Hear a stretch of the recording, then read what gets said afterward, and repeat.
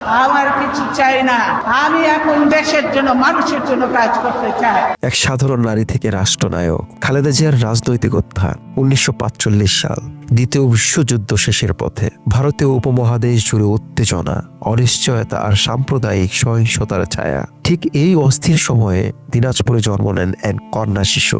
তার পিতা ব্যবসায়ী এস্কান্দার মজুমদার। তিনি মেয়ের নাম রাখেন খালেদা খানম, আদরের নাম পুতুল। কেউ তখন কল্পনাও করেনি এই শান্ত সাধারণ মেয়েটি একদিন হয়ে উঠবেন বাংলাদেশের প্রথম নারী প্রধানমন্ত্রী। সময় গড়াতে থাকে, ইতিহাসের সবচেয়ে গুরুত্বপূর্ণ বছর আসে 1971। পাকিস্তানি বাহিনী অপারেশন সার্চ লাইট শুরু করলে বিদ্রোহ করেন তৎকালীন সেনা কর্মকর্তা জিয়াউর রহমান। স্বাধীনতার ডাক ছড়িয়ে দেন। এই সময় খালেদা জিয়া ও তার সন্তানদের আটক করে পাকিস্তানি বাহিনী। বন্দিত্বে কাটে কয়েকটি ভয়ঙ্কর মাস। দেশ স্বাধীন হয়, জিয়াউর রহমান হয়ে ওঠেন একজন জাতীয় নেতা। কিন্তু খালেদা জিয়া তখনও ছিলেন রাজনীতির আড়ালে একজন গৃহিণী। 1981 সালের জাতির জন্য আসে আরেকটি দুঃসংবাদ, রাষ্ট্রপতি জিয়াউর রহমানের মৃত্যু। দেশ আবার অস্থির হয়ে পড়ে। বিএনপির ভেতরে নেতৃত্ব সংকট দেখা দেয়। ঠিক এই সময় দলের নেতাকর্মী ও সেনা কর্মকর্তাদের অনুরোধে খালেদা জিয়া রাজনীতিতে আসেন। তার ভাষায়, আমি রাজনীতি করিনি, রাজনীতি আমাকে ডেকে এনেছে। 1982 সালের 23 জানুয়ারি তিনি আনুষ্ঠানিকভাবে বিএনপির নেতৃত্ব গ্রহণ করেন। এরশাদ বিরোধী আন্দোলনে তিনি হয়ে ওঠেন এক আপোষহীন কণ্ঠস্বর। 7 দলীয় জোটের নেতৃত্ব দিয়ে স্বৈরা শাসনের বিরুদ্ধে কঠোর অবস্থান নেন।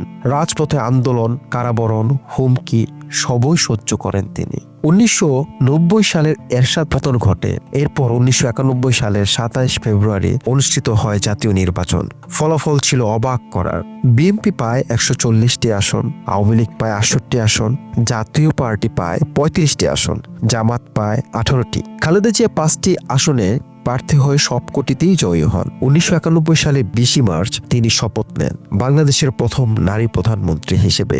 এই পদে বসেই তিনি চালু করেন একটি ঐতিহাসিক সিদ্ধান্ত। 1975 সালের পর বন্ধ হয়ে যাওয়া পার্লামেন্টারি গণতন্ত্র ব্যবস্থা পুনরায় চালু হয় দ্বাদশ সংশোধনীর মাধ্যমে। এটি ছিল বাংলাদেশের রাজনীতির একটি বড় মাইল ফলক। একজন সাধারণ গৃহিণী থেকে রাষ্ট্রনায়ক, তার জীবন হয়ে ওঠে সংগ্রাম, সাহস ও নেতৃত্বের প্রতীক। কেউ তাকে ভালোবাসে, কেউ সমালোচনা করে, তবু ইতিহাসের পাতায় তিনি রয়ে যাবেন বাংলাদেশের প্রথম প্রধান নারী প্রধানমন্ত্রী। পরবর্তী ভিডিওতে আবার দেখা হবে। ভিডিওটি ভালো লেগে থাকলে লাইক, কমেন্ট, শেয়ার আর সাবস্ক্রাইব করতে ভুলবেন না।